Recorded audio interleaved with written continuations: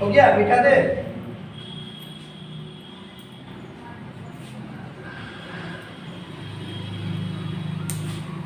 अब देखो संक्रामक रोग और असंक्रामक रोग, ये दो प्रकार के रोग हैं। तो अब एक नंबर हेडिंग दो, संक्रामक रोग।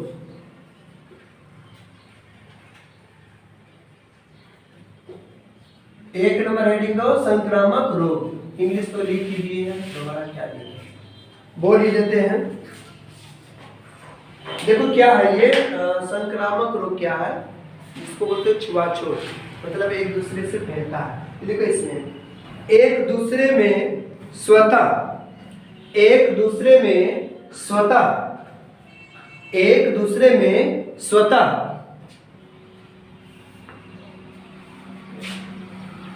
फैल जाए। ये क्या होता है, एक दूसरे में स्वतः फैल जाए। उसी के नीचे तीन देखने को दूसरा परिभाषा लिखा है। मतलब ये तो हो गया, टॉपिक समझ गया कि एक दूसरे से फैलता है, अपने आप फैलता है, स्वतः स्वयं फैल जाता है। तो उसका परिभाषा लिखो, वे रोग जो एक व्यक्ति से दूसरे व्यक्ति में, एक व्यक्ति से दूसरे व्यक्ति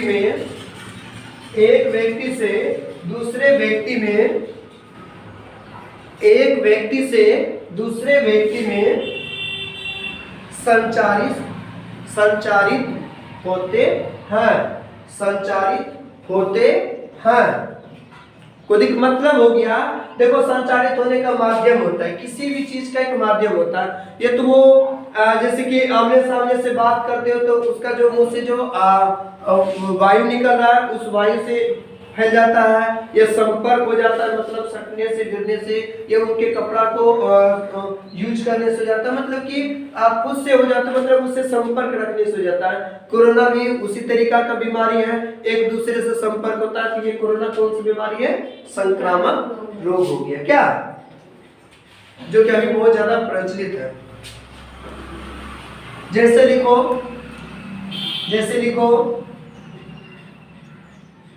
एड्स, यानी कि संक्रामक रोग में एड्स जो बीमारी है सबसे घातक है। क्या है, सबसे घातक है।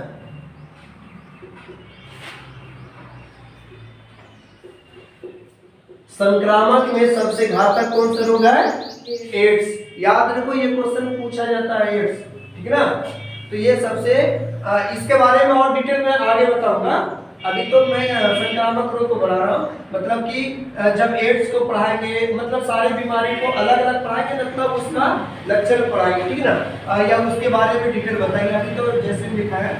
चलो अब अगला लिखो, अब अगला टॉपिक दो असंक्रामक।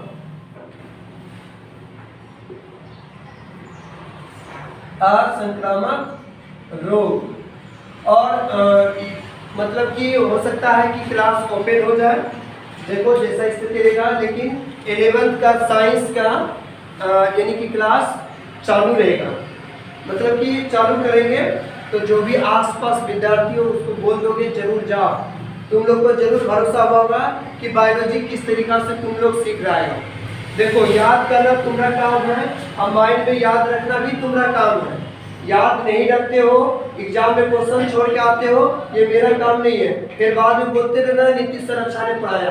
कॉपी देखो, अगर मेरे कॉपी मेरा जो जितना हम दिए तुम लोगों को उतना अगर किसी मार्केट में जो पढ़ाते हैं अगर बायोलॉजी उतना है तुम वो बता रहे, तो हमरा बोलना कि भैया आप में मतलब एक ही जैसा।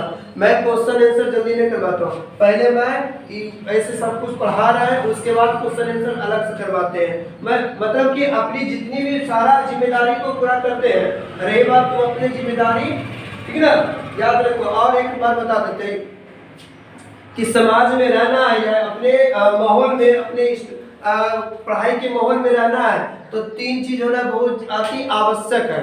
एक कि डर होनी चाहिए कि परीक्षा क्रॉस न हो जाए, परीक्षा गलत न मेरा चल जाए, एग्जाम मेरा खराब न हो जाए, ये डर होनी चाहिए। दूसरी बात, जिम्मेदारी होनी चाहिए कि हम पढ़ रहे तो मेरा जिम्मेदारी है कि हम ठीक ना पढ़े।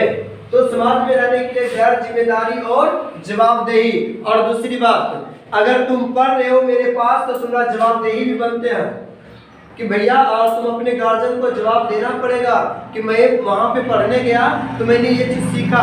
और तुमको अच्छी बात बता देते हैं कि आसपास में अभी लॉकडाउन है, आसपास तो किसी भी बच्चा को उठाओ और उसको तुम पढ़ाओ। सारे बात तुम जब पढ़ाने लगोगे तो उसको तुमको याद हो जाएगा, वो भी सीख जाएगा। तब उससे पता चलेगा कि नहीं सही चीज पढ़े कि गलत चीज पढ़े, क्योंकि तुमको खुद से किसी को पता नहीं चलता है।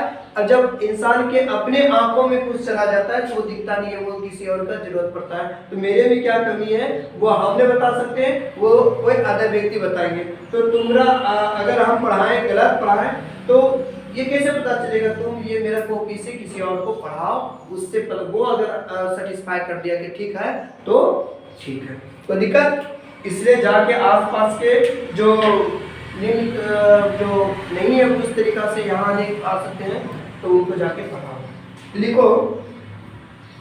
लिखो इसमें वे रोग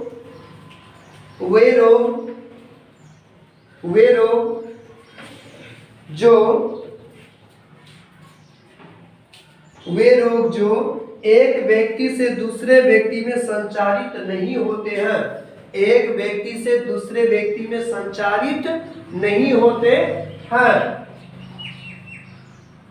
समझ गए ना? एक व्यक्ति से दूसरे व्यक्ति में संचारित नहीं होते हैं। और इसमें क्या था? संचारित होता है, इसमें संचारित नहीं होता है। ये रोग में एक दूसरे से फैलता है, इस रोग में एक दूसरे से नहीं फैलता है। जैसे लिखो चोट। अब तुम्हारा उंगली कट गया कि दूसरे को हो जाएगा बीमारी? नहीं होगा। चोट लग गया कि दूसरे को दर्द होगा? चोट लगना, कटना हो गया, ठीक ना। और एक चीज बताते हैं, इसमें जो कैंसर है, कैंसर भी इसी में आता है। कैंसर ये सबसे घातक रोग है। किसका? असंक्रामक रोग में सबसे घातक रोग कौन सा है? कैंसर। और संक्रामक में सबसे घातक रोग कौन सा है? एड्स। कोई दिक्कत? और बरहवीं में संक्रामक में एक सिर्फ एड्स बीमारी के बारे में ही ज्यादा दिया गया है, इसलिए एक बोली थी ना। फिर भी और भी बताएंगे, ये नहीं सोचना कि क्यों बीमारी बता देंगे, नहीं, अभी चलेगा। हम धीरे धीरे कछुआ के चाल में लेकर चलते हैं, चाहे एक महीना में एक चैप्टर क्यों नहीं खत्म हो, लेकिन कोई चीज छोड़ते नहीं है और उस चीज को पता भी चलता है। और एक बात बताते हैं कि ये चीज की जानकारी होनी चाहिए। तुम ऐसा पढ़ो कि दूसरे को बता सके, तब समझना कि तुम समझ गया। ठीक? तो जो सोचते हैं कि क्वेश्चन लिखा देगा, आंसर लिखा देगा, सही बात बताए तो यहाँ के जो लोग हैं या गार्जियन हैं वो लोग मूर्ख हैं। वो लोग एक के बाद बोलते हैं फलना का बेटा या फलना की बेटी बहुत तेज है। बेटा तेज नहीं है, वो क्या है? तेज नहीं है, वो क्वेश्चन और उसका आंसर लिखने जानता है, वो रट करके। वो तेज तो है लेकिन जीनियस नहीं है। हम तुमको जीनियस बनाने का कोशिश करते हैं। कितनों रट लो, सुइया भूखने रटने से सुइया भूखने नहीं जानोगे। समझ गए बात?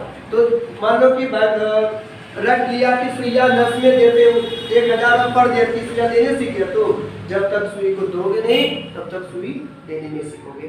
इसलिए किसी भी चीज का कोई भी विषय पढ़ते हो उसका यूज भी सीखो और उसका यूज भी जानो, यूज भी करो। तब अब तुम ये सब जैसे पढ़ाएंगे तुमको यूज भी लगेगा कि तुम अच्छे से यूज कर सकते हो, इतना जरूर बता देंगे। तो चलो यहाँ तक हो गया। अब लिखो रोग, मतलब बताते ना कि एक रोग तो इस रूप में बांटा है, एक और तरीका से रोग बांटा है जो कि बोलते हैं कि जो भी वो भी 2 प्रकार के, ठीक है। इसको मिटा देते हैं, मिटा देना।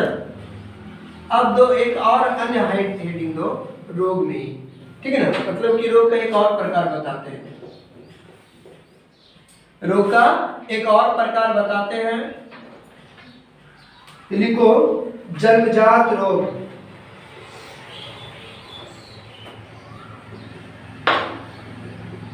जन्मजात रोग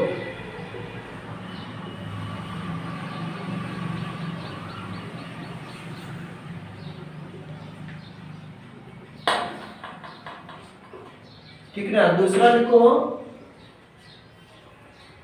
उपार्जित रोग। उपार्जित शब्द के बारे में तुम लोगों ने पिछला चैप्टर में पढ़ा होगा, क्या पढ़ा था ना? लेमार्क का उपार्जित सिद्धांत पढ़ा था तुम लोगों ने विकास चैप्टर में।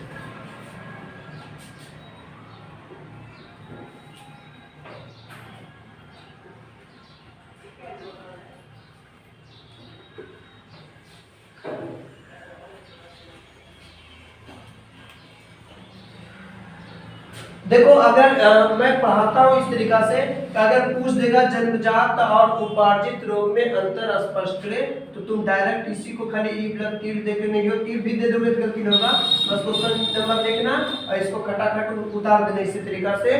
तो उससे क्या होगा, अंतर भी तुम डायरेक्ट सीखोगे। हमरा अंतर जब भी पढ़ाएंगे अंतर तुम अपने आप सीख जाओगे। मतलब यहाँ इसके बारे में यहाँ लिखाएंगे, इसके बारे में यहाँ लिख देना, हो गया अंतर क्या, और बांट भी दिए क्या हो गया अंतर, तो अंतर भी साथ ही साथ सीख रहे, मतलब कि क्वेश्चन को हल भी करते जाओगे ऐसा में। तो लिखो जन्मजात रोग में लिखो वे रोग, यहाँ पे लिखना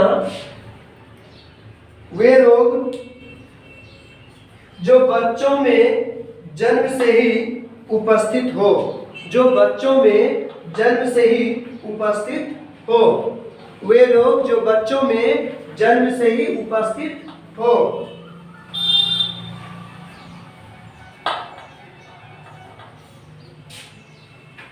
उसी में लिखो जो बच्चों में जन्म से उपस्थित, मतलब कि जन्म के साथ ही रहता है। और दूसरा लिखो इसमें ये रोग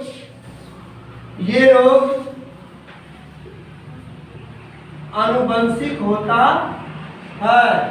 इसे ही जन्मजात रोग को ही आनुवंशिक रोग बोलते हैं, समझ गया ना।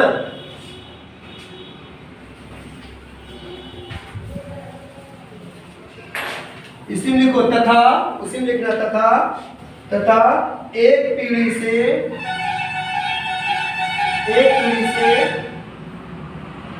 दूसरे पीढ़ी में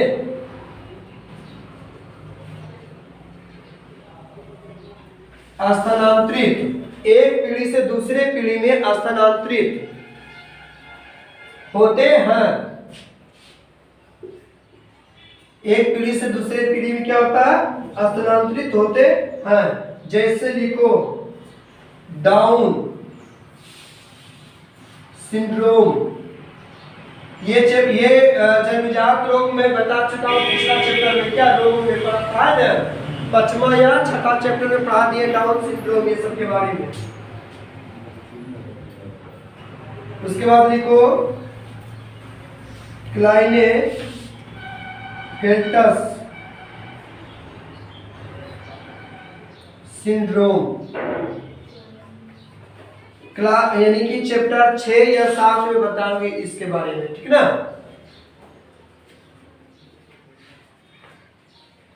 ये एनसीईआरटी सभी एनसीईआरटी को अभी टच नहीं किए, एनसीईआरटी से भी लिखाएंगे, जो एनसीईआरटी बुक में है उससे भी लिखाएंगे हम। वो अगर लिख लिए हो तो इसमें लिखो उपार्जित रोग में, यहाँ पे जबकि लिख दो, यहाँ पे समझ में आ जाएगा कि तुमने क्या लिखा, पता चला जबकि देने का मतलब क्या हो गया। जैसे ये लिखने के बाद लिखोगे जबकि, उसके बाद इसको लिखोगे तो एक के बाद में दोनों मंत्र हो जाएगा। लेकिन कोशिश करना जैसे हम लिखते हैं वैसे ही लिखना, उससे क्या होगा, मास्टर को दिखेगा तो बच्चा अपने से लिखा है। और ये डायग्राम भी बना दो, ये नहीं सोचना कि जैसे गैस पेपर में लिखा है वैसे ही लिख दो, गैस पेपर में डायग्राम नहीं रहता है, तो जैसे डायग्राम बनाओगे तो टीचर को लगेगा कि बच्चा अपने तरीका से लिखा है, यानी कि रटा नहीं, इन्होंने पढ़ा है, ठीक। और एक चीज बता देते हैं, रटने के बाद क्वेश्चन आंसर की जानकारी तो हो जाता है लेकिन उसको समझ में कुछ रहता है। हम बोलते हैं कि सब दिन रटते रहोगे, क्लास में भी क्वेश्चन आंसर रटोगे, उसके बाद जब एग्जाम तैयारी करने लगोगे तो क्वेश्चन बैंक भी रटोगे, गैस पेपर भी रटोगे। तो मतलब रटने के लिए बोलते हैं कि हम पढ़ने जाते हैं, वहाँ रटने लगते हो, वहाँ लिखने लगते हो, तो सीखा क्या, समझ गए ना। तो सीखना है, हमेशा कोशिश करो सीखने का।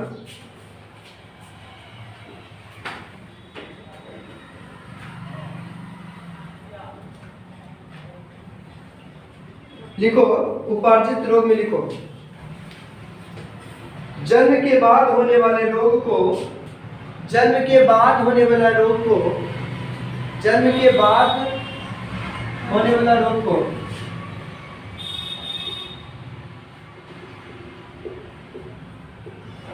जन्म के बाद होने वाले रोग को क्या बोलते हैं? उपार्जित रोग बोलते हैं।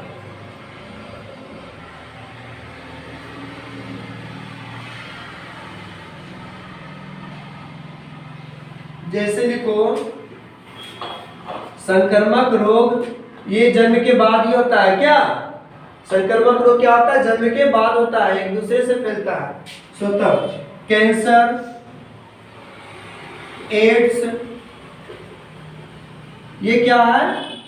उपार्जित रोग है जो कि जन्म के बाद होता है।